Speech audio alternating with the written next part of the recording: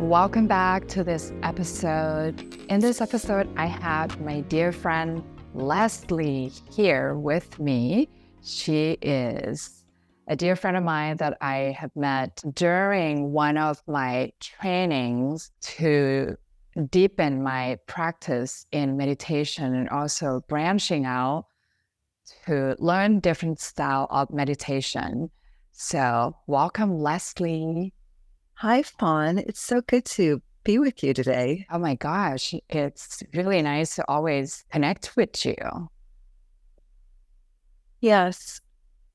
So I'm going to just shoot right into it to save us some time because I know we have places to be, things to do, things to accomplish. And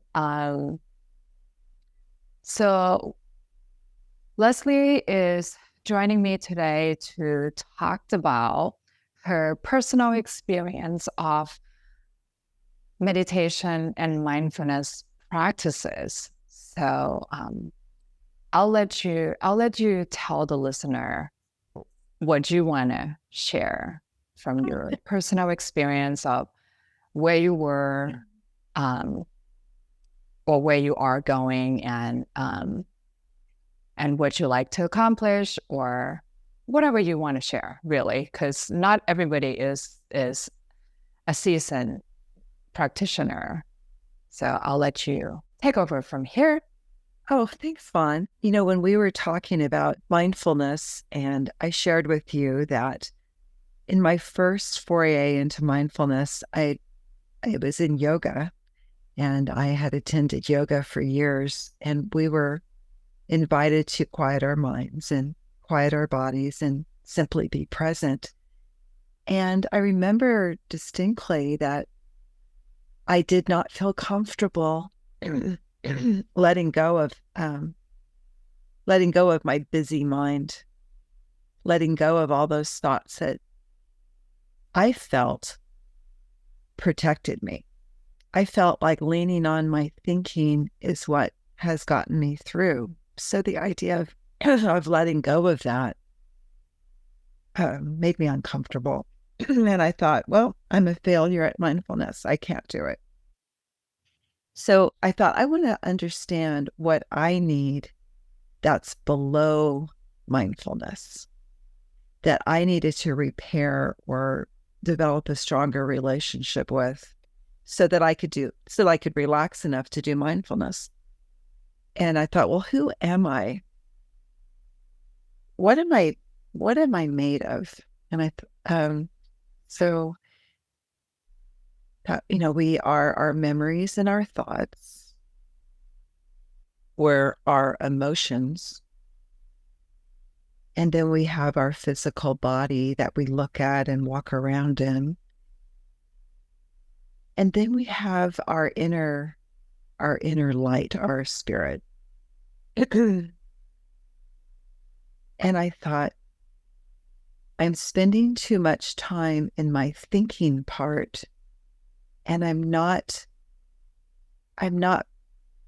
befriending my physical part. And that's what helped me, is I thought, what is my relationship with my physical body?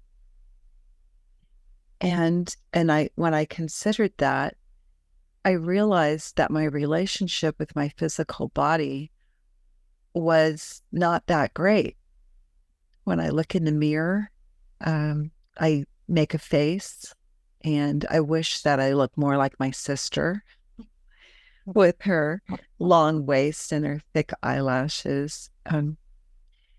So I feel like I was looking at my physical body like it was annoying and a burden and kind of have to drag it around with me, but I didn't really want to be associated with it.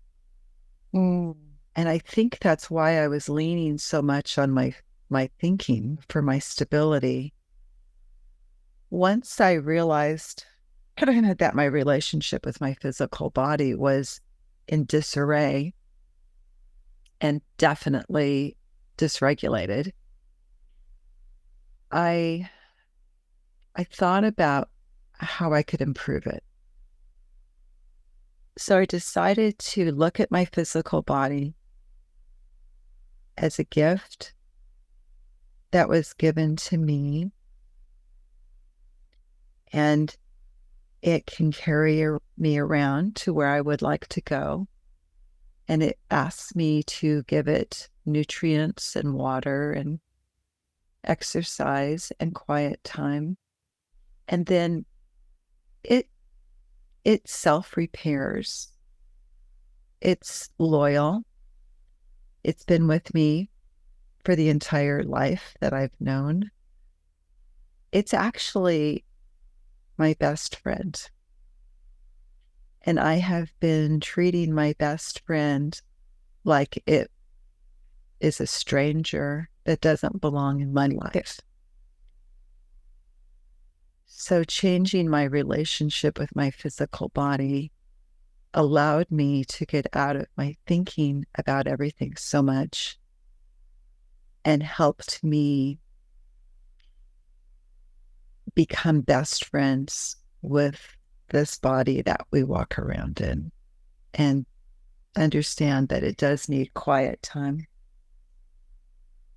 and it does need rest, and it does need interests and to be engaged in things.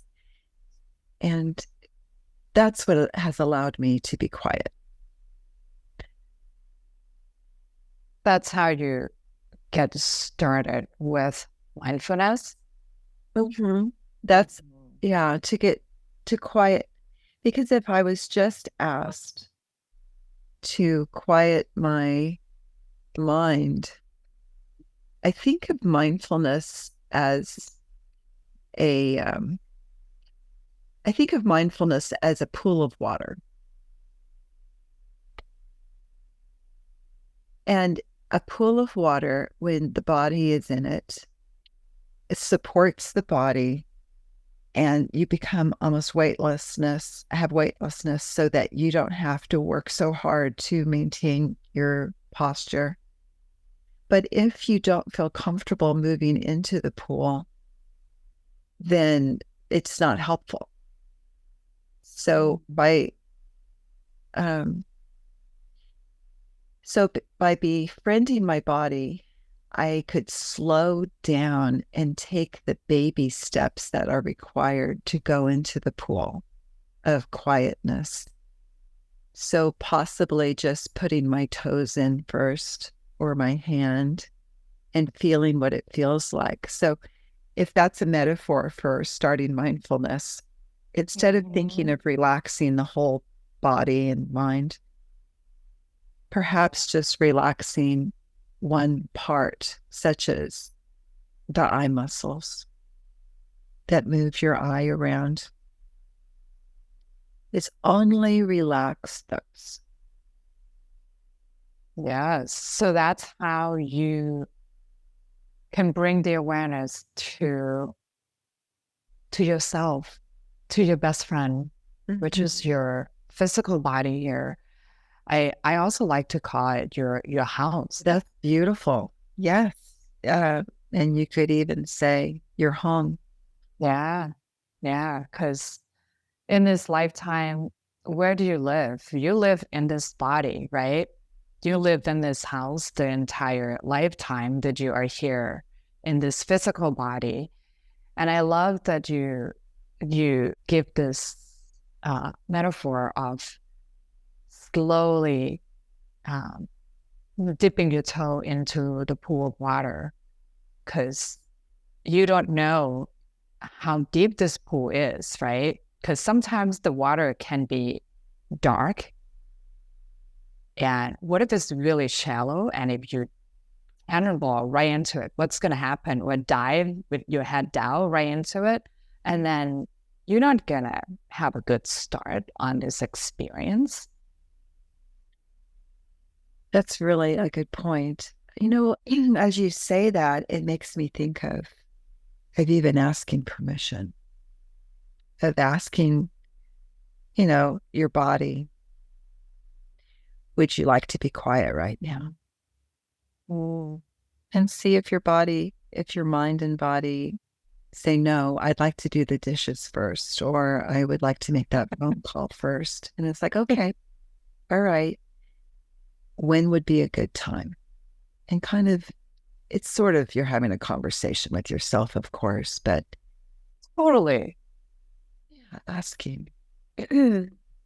Yeah, I love that. So you basically you practicing mindfulness by being aware, by asking this question of, okay, what do I want to do first now?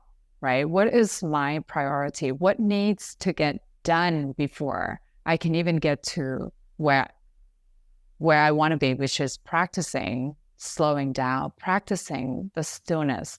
But yet, your mind's going to constantly running like, wait, I have the list of things I need to accomplish, but yet I'm not doing them yet. But what is the first thing you need to prioritize at this time, at this moment? Is perhaps Right? readiness. Is this something that I am ready for personally? And the second thing is it the right timing? Am I attempting to do mindfulness during a peak time of day? Or is there a better time of day in which I could truly relax into it? And you know what they say? It's really interesting that you bring that up, because they said when you said you don't have time is when you need to do the practice the most. And I'm sure you probably heard this before, because you're like, I don't have time to meditate. Or I can't practice mindfulness, is when you actually need it the most. That sounds like it. That sounds like the advanced work. The baby steps would be practicing it when you feel ready and you feel like circumstances allow it. And then once you've developed the brain connections and the familiarity of it being, something that's comforting, then slowly take those next steps into maybe during driving and you're frustrated with traffic sort of thing, or you're entering a room in which you feel like there's some tension, when you can slow down and remember who you are rather than reacting to your circumstances. Totally. And then again, these are perfect circumstances, right? Mm-hmm. That you can really be fully present and being mindful of how you respond to the circumstances instead of reacting, like you said. So there you are, you already practicing mindfulness, and sometimes you're not even aware of your action, but you are doing it. Yeah. If we went back to that original scenario when I was in that lovely yoga class, it was a warm and welcoming class. So it was all about me, with my dysregulation. If we could go back to that circumstance with today's knowledge, I would say that when I was invited to quiet my mind and body with everything that was going on in my life and the uncertainty and confusion that I was feeling about certain relationships or, other things, that the idea of quieting my mind felt overwhelming in that moment. What I have learned since then is I compare it to the gears in a car. When we are in fourth gear, cruising down the highway at 70 miles an hour, we're in control and we can look at the scenery and carry on a conversation and, safely drive. If something's coming up, an obstacle, fog or smoke or slow down, we don't continue going 70 in fourth gear. We downshift into third, second, first gear so that we can be in control of the car in context with that situation. Mm-hmm. If we continue going 70 in fourth gear, that would be reckless and we would feel out of control and we would not feel good about it. If we slow down into first gear, we can see what's going on and we can maneuver and navigate through the situation. I think in that moment in yoga, I felt like I was in fourth gear and they were asking me to go into first gear, but I didn't have that example. So I was trying to do a first gear maneuver in fourth gear. I think that's why I couldn't.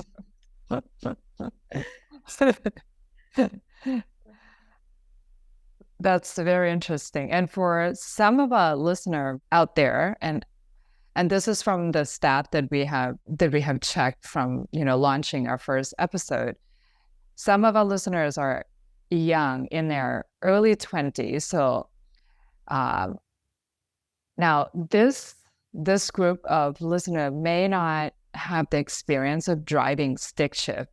We're talking about first gear to fourth gear versus us who, well, I had to, when I learned how to drive, I had to learn the stick shift, which is the only car my dad had at the time. So I'm with you on the fourth gear and downshifting to first gear to start this process. We could go to the toddler version of using their little trucks and making the sounds vroom vroom. We're doing vroom vroom, but we're doing well, quietly go. Totally. Well, since this episode is all about how you can begin applying mindfulness or practicing mindfulness, if you totally new but you want to look into it, or you kind of interested in how someone that would call themselves, I'm not good at practicing mindfulness, can get started. So Leslie has the tips for you. and what she's sharing so far has been really, really helpful. And with all these examples of, shifting the gears, and because a lot of us, especially in the Silicon Valley here where I'm at, we have so many high achievers. We have so many people who constantly like scheduling things. Let's get productive. Let's get as many things done as possible. So who has time to practice mindfulness or sit down to meditate? So that's why I want to have Leslie on for this episode. And Leslie is not just someone who can talk about how you can get started with practicing mindfulness or meditation. She is actually a psychologist, so you can learn a lot from her knowledge here. So I want to throw that in there. Now, I want to get back to you, to your yoga class and the toddler example. So I'll throw the ball back to you. Thanks. As you were talking, I was remembering when I was working on my dissertation, and I had never done a dissertation. And I decided I'd heard so much about people who never finished their dissertation. They just got lost in it. So I made the decision to stay at home and not leave the house until it was done. So I stayed home for 4 months and did not leave the house. And I stopped swimming. I stopped going to yoga. I stopped walking. I don't think that was a good idea in retrospect. I think Wow, is really important to help the body function as well as possible. So what my body did instead is it decided it wanted to eat. So I would eat breakfast and then I would immediately look for my next meal. So thinking about our digestive tract and how we can be food avoidant or or we look too much towards food for our comfort. What I realized as the pounds slowly went on, and I realized I that my okay. So I thought, what's going on with my stomach? So I was talking to a friend, and I thought about my stomach. And after that conversation, I said, I am feeling tension in my stomach, and the food modification is to try and change the tension with an external. So if I had a low vibration of tension in my stomach, by eating, I would be satiating or distending my stomach through. I was eating a lot of rice cakes and avocado, so it was just bulk. So I would be changing the sensation of my stomach through all the eating. So I imagined having a conversation, visualizing, talking to my stomach. And I said, stomach, are you trying to carry all the uncertainty I feel about completing this paper? And I imagine my stomach saying, yes, I am. And I imagine saying, stomach, how about if you simply digest food and I'll take care of the paper? And I imagine my stomach saying, are you sure? And I said, yes. And from that day on, my eating became normalized again. So that was my little visualization with talking to a part of me that was holding tension on my behalf. Wow. So this is another form of being mindful. You brought the awareness to your body again, and you think about the solution after that. So therefore, it leads you to starting the conversation with your stomach. You make a deal. Yeah. You negotiate. Yeah. I'm so grateful that I didn't try and relax my entire body at one time. I pinpointed the most helpful part of my body, and we had a talk. Mm-hmm. What a great way to solve the problem, and and start really small too, and you just narrow it down. Okay, instead of just do the whole body like you said, you just focus on the one part, and it works for you. Mm-hmm. It responded to you perfectly, and then you can move on with other things that you have going on. Mm-hmm. I noticed that when I feel, excuse me, uncertain or confusion, maybe somebody's actions or words or posture, that food tends to be that comfort. And then I think, am I reacting to that? Is that why I'm going towards this? And I can tell the difference between that reactive state and actual hunger for food.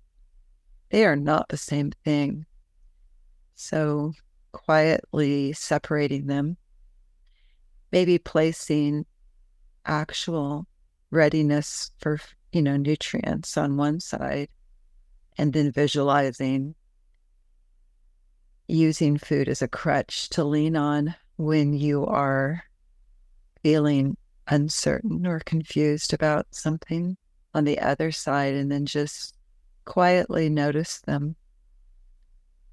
Notice I eat to nourish my body on one side, and notice I turn towards food to distract and comfort me in times of stress on the other side.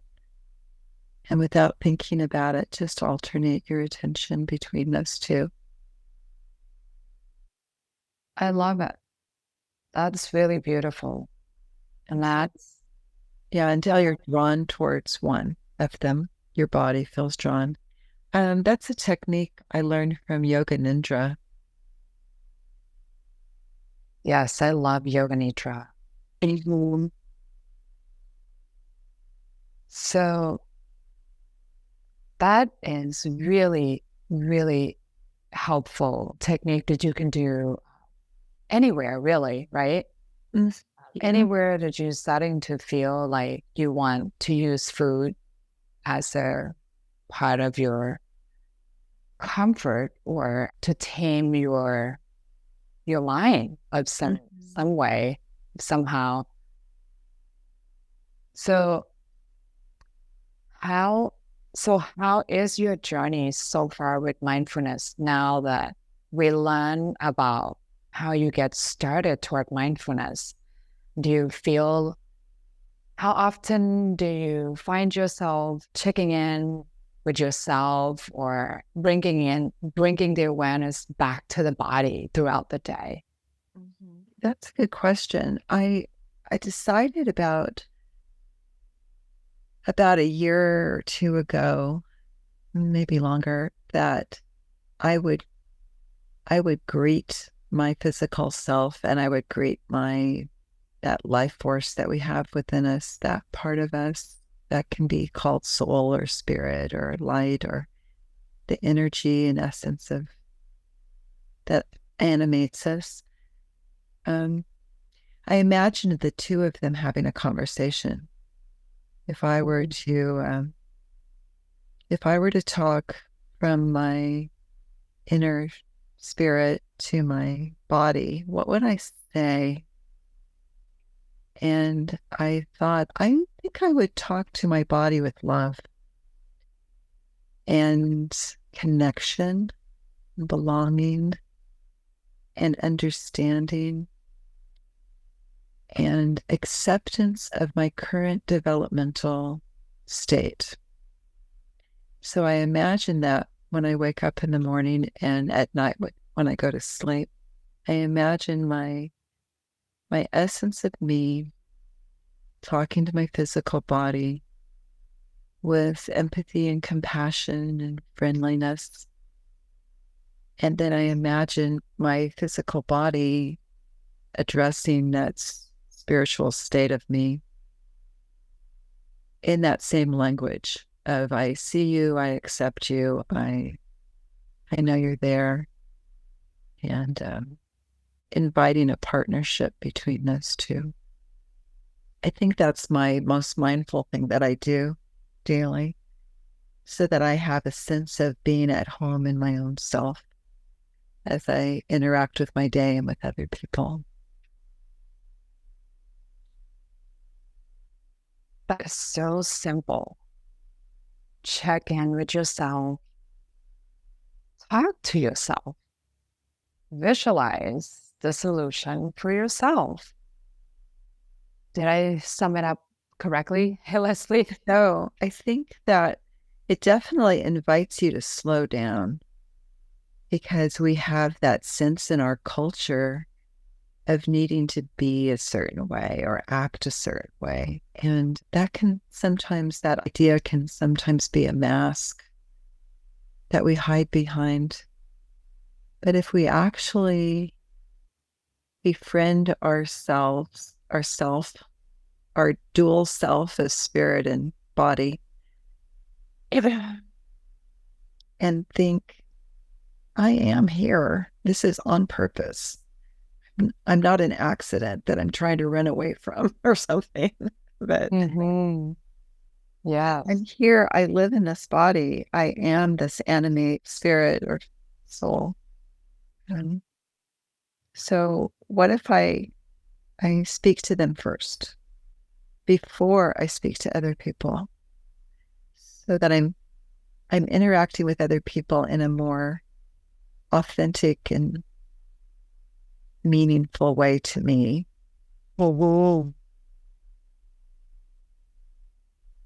totally, totally. I love that. Yeah. So in a lot of teaching that I've learned, most teacher would say you have the answer. The answer lies within you. You have all the resources that you need to accomplish what you set your heart out to do. So you just reminded me of that when you said, come back in, come back in here, stay in your house, and you can get whatever that you are trying to accomplish outside of this house. Because fortunately, we live in a society where we constantly interacting with other people. And clearly, if we live in the mountain, we wouldn't be on the Zoom call, right? Mm-hmm. We would just probably know how to interact with natures and the things that most important for our life in that time, but not being here and learning to come back in and be with ourselves in our modern society. So even the idea of mindfulness and being invited to mindfulness, sometimes people can feel like they're being put on the spot and they need to perform in a certain way. And that is not the intent when someone invites you to join them in mindfulness, that it's it's going to be graded, hopefully, but we're so acclimated to performing and being on time and doing things efficiently. So I can see where we would apply that to mindfulness. And it's like, I don't think so. I think that's a fourth gear. We should already know how to do this. Turn it on like a light switch. Oh my God. So yeah, baby step, basically. Come back to the baby step that we talked about earlier in the show here. So now, for all the listener out there, if you find this conversation helpful, feel free to share this episode with your friends, your family, your coworkers, whoever you think that can benefit from this conversation. If they're interested in starting the practice of mindfulness and meditation, feel free to share this. Subscribe if you'd like to learn more about what One Mindful Minute show can bring to you, can share with you. And if you have questions for all of us, that all of our guests here, and including myself, feel free to send your questions over, and we'll be more than happy to get back to you and answer all of your questions. For now, thank you so much, Leslie, for joining in today on this episode. And is there anything else you would like to share as we close? No, thank you, Fawn, for having me. Awesome. You're welcome. Thank you. And I look forward to hearing from you, listener out there. And if you have any suggestion for topics, feel free to send that in as well. It would be lovely to hear from you. Feedback from you will be amazing and appreciated. Thank you. Namaste. See you in the next episode. I hope you've enjoyed this episode and inspired to take the next step in your wellness journey to building more resilient and effective days at home and at work. I want to invite you to get in touch with me to learn more about the customized wellness programs that could benefit your team, your organization, whether it be retreats, workshops, 21-day meditation challenge, you name it. Let us collaborate to supercharge your well-being today.